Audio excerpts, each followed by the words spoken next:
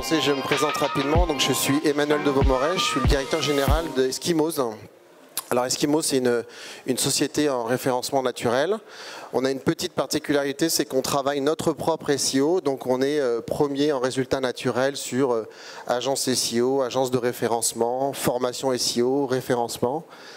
Donc je dis pas ça pour me vanter, je dis simplement que nous, notre objectif, c'est qu'avant de donner des conseils aux autres, on se les applique à nous-mêmes.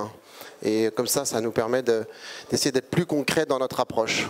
Voilà. Alors, je me suis autorisé à dire que nous recrutons massivement. Donc, chez nous, c'est congé limité, formation chaque semaine. Voilà, bons fruits, pizza, tournade FIFA, des choses passionnantes. Donc, si jamais vous cherchez du boulot, n'hésitez pas à aller sur le site et à nous envoyer un mail. On va étudier votre candidature avec intérêt. Petit préambule très rapide.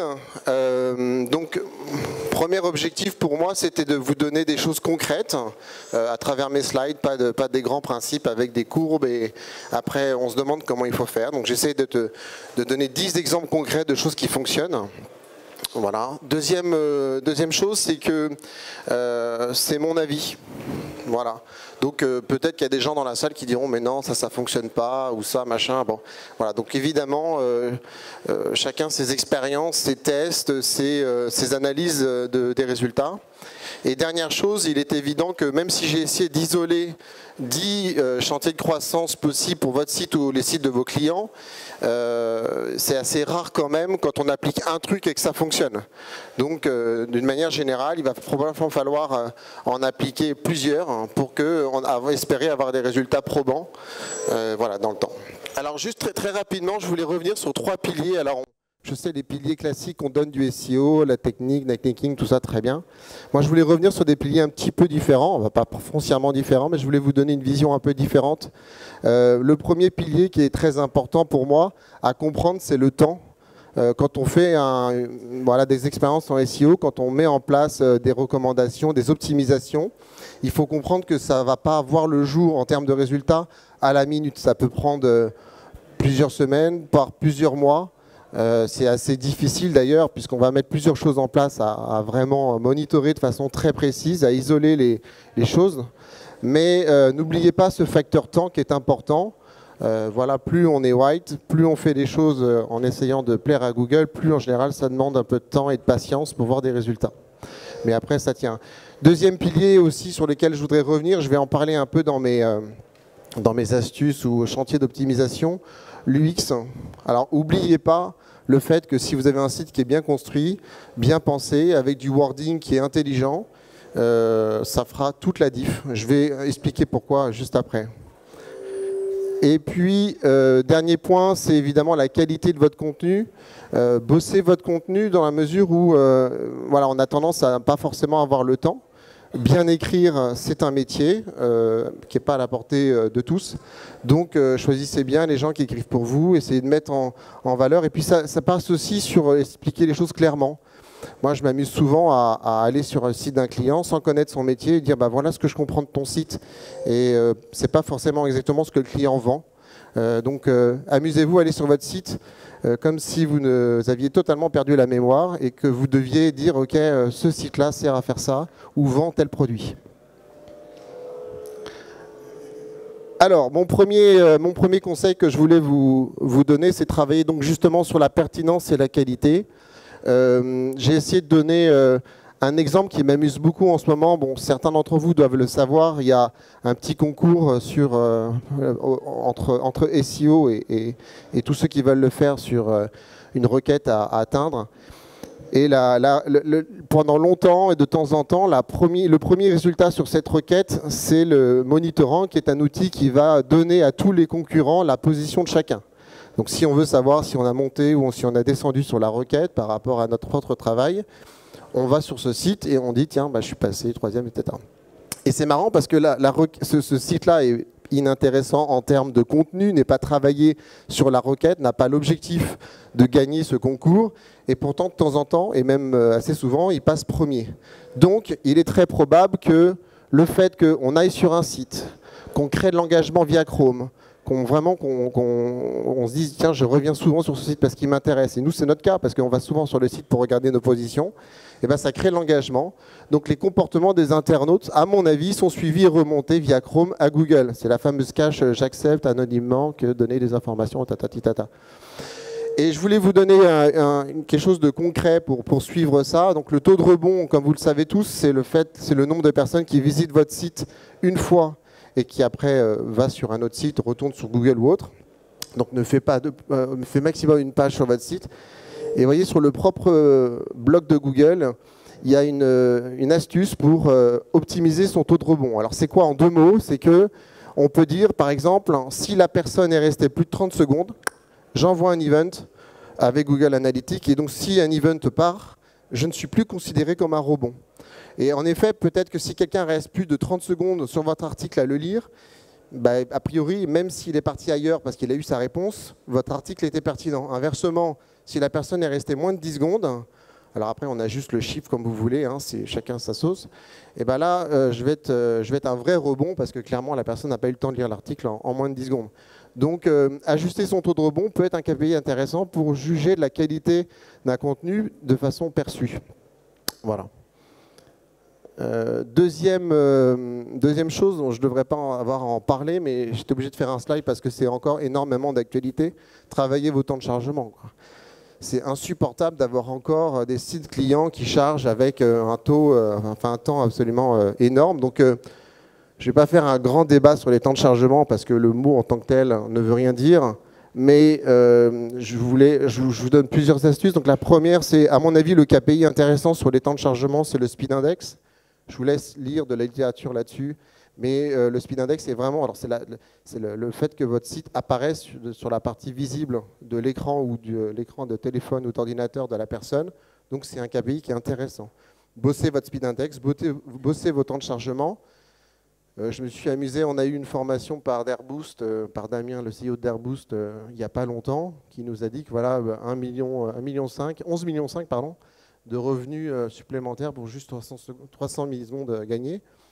Alors évidemment, c'est un chiffre comme ça, mais ça ne sera peut-être pas vrai chez vous. Mais en tout cas, c'est important que vous bossiez bien vos temps de chargement. C'est voilà, un site qui charge, c'est facile. Sur PageSpeed Insight, c'est des données qui remontent. C'est-à-dire vos comportements remontent sur PageSpeed Insight. Donc, si Google se prend la peine d'aller chercher ces informations-là, il y a de grandes chances pour qu'il l'exploite derrière sur son algo. Indirectement, directement, grand débat, mais voilà. Je me suis permis de aussi vous parler de WP Requête pour nos amis de WordPress. Moi, j'aime bien ce plugin.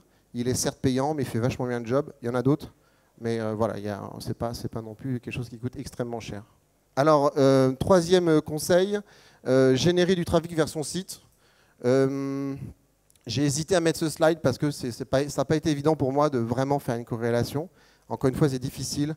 Mais j'ai cru observer quand même que sur un site qui est naissant, essayer de balancer un peu de contenu via les réseaux sociaux, via de l'emailing, via d'autres. On peut faire du Facebook Ad, on peut faire de l'AdWords. J'ai la sensation que ça active un peu la machine en termes de SEO. Ce n'est pas totalement forcément déconnant parce qu'on a vu que le comportement des internautes est remonté via Chrome. Donc s'il n'y a pas de comportement, bah, il y a peut-être un peu moins de SEO rapidement. Inversement, si votre site est consommé en SEO, enfin consommé via Chrome et consommé d'une manière générale, autrement qu'en SEO, pardon, ben justement, voilà, il y aura peut-être. Moi, je me suis amusé à mettre une courbe de trafic d'un site où, alors c'était un test et c'est pas des gros volumes, mais voilà, je balance du contenu un peu ici, du trafic, totalement voilà, naturel. Je crois que j'avais fait une campagne Facebook, quelque chose comme ça. Et puis ça a vachement pris derrière. Voilà, est-ce que c'était parfaitement lié à ça? Il y a dû y avoir d'autres choses aussi. Voilà. Quatrième, avoir une stratégie de popularité. Alors, évidemment, ce n'est pas ultra facile, hein, je l'entends. Mais voilà, nous, on travaille beaucoup là-dessus pour qu'on parle un minimum de nous. Donc, on fait du guest blogging, on a fait des infographies, on a été champion de la croissance sur un baromètre Les Échos en 2018 et en 2019, on est arrivé 4e. Donc là, on a un petit lien sur Les Échos. Voilà, je pense que c'est plutôt intéressant de créer comme ça sa communauté. On peut, alors quand par exemple vous postez une offre d'emploi, vous pouvez avoir un lien vers votre site depuis le site en question. Il y a beaucoup quand même d'occasions de faire parler de soi. Si vous avez un endroit où le lien pointe vers une 404. Vous pouvez contacter la personne, dire bah voilà, mon contenu est tout à fait pertinent, est-ce que tu ne veux pas pointer plutôt chez moi parce que ton lien est mort? Voilà, c'est à mon avis pertinent pour l'internaute et ça doit être assez intéressant en SEO. Petite astuce aussi qui marche très bien, comment offrir 174 liens gratuits au SEO Camp. Voilà. Alors, on va sur Ahref et on va regarder et optimiser son netlinking, ses liens existants. Donc, vous avez une fonctionnalité dans Ahref où on va cliquer sur lien cassé et donc, du coup, on va regarder ces liens-là et on va tout de suite avoir plus d'une centaine de liens qui pointent vers son site réparé. Je suis assez étonné de voir que c'est une technique qui marche, enfin, qui est encore, voilà, il y a encore beaucoup de gens qui ont des liens cassés vers eux. Donc, il y a la possibilité d'avoir tout de suite du jus. Évidemment, en partant du principe que si un lien pointe vers une 404 sur votre site, ça n'envoie pas de jus, quoi. Et puis, ça permet aussi, j'en profite pour dire attention à les liens qu'on pointe vers vous. Il y a quand même pas mal de gens qui s'amusent à envoyer des liens pourris, même si je comprends que Google dit « oui, vous inquiétez pas, on sait faire la différence, vous ne vous préoccupez pas de ça ». Nous, on a eu une campagne massive par un concurrent de liens un peu pourris en exact match. Bon, on les a quand même désavoués, quoi. On n'a pas attendu de voir si Google avait raison. Alors ça, c'est... si on a un blog et qu'on veut créer du contenu, on peut aussi essayer d'être un peu opportuniste. Et donc, une astuce qui marche bien pour créer du volume rapidement. Donc, vous voyez, ça, c'était un de mes tests aussi où je me suis positionné sur cette requête-là. Voilà, ça envoie du trafic. Donc, encore une fois, le trafic, pour moi, c'est vertueux. Et puis, voilà, donc, dans le cadre d'un blog, pourquoi pas. Et ranker sur des marques, c'est plus facile que ranker sur de leurs marques et surtout sur des mots-clés qui sont très concurrentiels. Donc, du coup... moi, je vous invite largement à essayer de voir un peu si vous n'avez pas cette opportunité-là, genre société.com est un bon exemple. Corriger les 404. Alors, dans la Search Console, je pense que vous le savez presque tous, on va avoir les pages qui sont vues par Google comme ignoré. On a travaillé avec le Stade de France et donc ils avaient beaucoup de pages en erreur. Donc on les a toutes corrigées, voilà, une par une. Alors ça c'est long parce qu'il faut faire des redirections vers la bonne page. C'est pas un travail qui se fait tout seul, mais on a pu observer quand même un boost. Alors pas forcément dans le trafic, mais c'était un peu dernièrement. Donc voilà, mais en tout cas sur le nombre de positionnements de mots-clés, ça a été assez spectaculaire. C'est-à-dire que là où on avait du mal même en optimisant les pages, à faire ranker le client, boum, directement après ça, ils ont pris des top positions sur les requêtes de leur souhait. Ouais, alors sur le contenu, c'est voilà, SEO Quantum, main.fr, donc c'est vrai que c'est des outils qui vont vous aider à travailler. Évidemment, optimiser votre contenu, on en parle pas mal sur les réseaux en ce moment. C'est un chantier qui est assez intéressant, qui a un petit peu de longue haleine, mais vous savez, très souvent, on va sur des outils de monitoring de mots-clés, ou alors vous essayez sur Search Console. Et si vous avez un mot-clé intéressant qui est positionné en page 2, il est bien probable qu'en optimisant la page, ça puisse donner des résultats intéressants. Donc, améliorer les contenus, lier les pages entre elles. Le keyword stuffing, ouais, alors j'ai encore des clients qui me disent alors combien de fois il faut que je mette cours de l'or pour être premier sur le mot-clé. Donc on oublie ça, c'est plus du tout d'actualité. Ça ne fonctionne pas comme ça, donc on ne bourrine pas, on essaie de toujours garder la qualité, mais linker vers des gens qui sont autoritaires, hein, c'est quelque chose qui marche bien. Travailler son contenu, mettre des call to action. Parfois, j'ai beaucoup de clients qui ont des contenus super quali, puis par contre, il n'y a pas de call to action vers leur business. Donc c'est un peu con de draguer quelqu'un, il arrive sur le blog, et puis nulle part on lui dit bah, si tu veux notre produit, il est là, quoi. Donc voilà, travaillez bien votre contenu. Nous, on a développé un plugin pour nos clients où justement, je vais définir une page de tag et puis je vais définir des tags secondaires. Et donc, je vais lui dire à chaque fois que tu vois le mot santé, massage, dormir, bienfait, etc., tu fais un lien vers ma page de tag bien-être. Et du coup, c'est une technique pour, automatiser mon maillage interne et qui n'est pas toujours le même mot-clé qui pointe vers la page de tag bien-être. Ça va être une fois santé, une fois ça va être babysitter, micro-sieste. Donc je vais avoir des encres qui sont différentes vers la même page. Et je vais donc pouvoir travailler mon trafic middle tail comme ça, puisque si on y réfléchit bien, le trafic middle tail, il y a énormément de possibilités. Donc, travailler ces pages de tag, alors je dis tag, mais ça peut être rubrique, ça peut être catégorie, vous l'appelez comme vous voulez. Mais voilà, on a bossé cette page-là de manière à ce qu'elle ait des encres qui soient différentes, qui pointent vers elle, que quand quelqu'un écrit un article dans le WordPress, paf, tout de suite on lui dit tiens, tu as marqué santé, et il se trouve que j'ai un tag qui est peut-être intéressant pour toi, veux-tu faire un lien?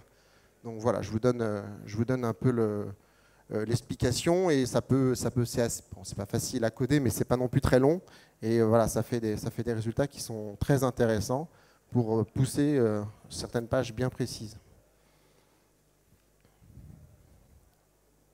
Ah ouais, là c'est pareil. Moi, je travaille beaucoup l'UX des WordPress quand je monte un blog parce que je veux parler de quelque chose qui me passionne. J'ai passé énormément de temps à trouver un template WordPress normal, hein. Enfin, pas normal, pardon, mais SEO friendly, excusez-moi. En fait, moi, c'est tout simple. Par exemple, les balises H1, H1, H2, H3, je veux qu'elles soient sémantiquement contextuelles. Je ne veux pas de balise HN dans mon footer, je ne veux pas de balise HN sur la sidebar. Voilà, je veux que dans mon texte. Voilà, moi, les balises HN, je les veux comme ça. Mon titre en H1, mon sous-titre, etc. Je veux que ça. Et pareil, je veux un thème WordPress qui charge rapidement, pas une usine à gaz à mettre à jour, pas de builder de ouf. Donc voilà, j'ai mis un peu de temps à le trouver, mais je vous le partagerai bien sûr pour ceux qui veulent en salle de conf. Je ne l'ai pas mis là, j'aurais pu. Mais travailler vraiment l'UX, parce que je vois pas mal de WordPress où juste on n'a pas envie de lire, quoi. Et même si c'est super bien écrit, pour le coup, on n'a pas envie de lire. Donc profitez de toute la grandeur de la page. Et j'en profite juste 2 secondes, là c'est pas trop SEO, mais c'est tellement important que je prends le temps juste. N'oubliez pas sur WordPress d'avoir une extension de backup. On a combien de clients qui sont fait hacker, tout ça, pas de backup, et ça peut mettre dans une situation très compliquée.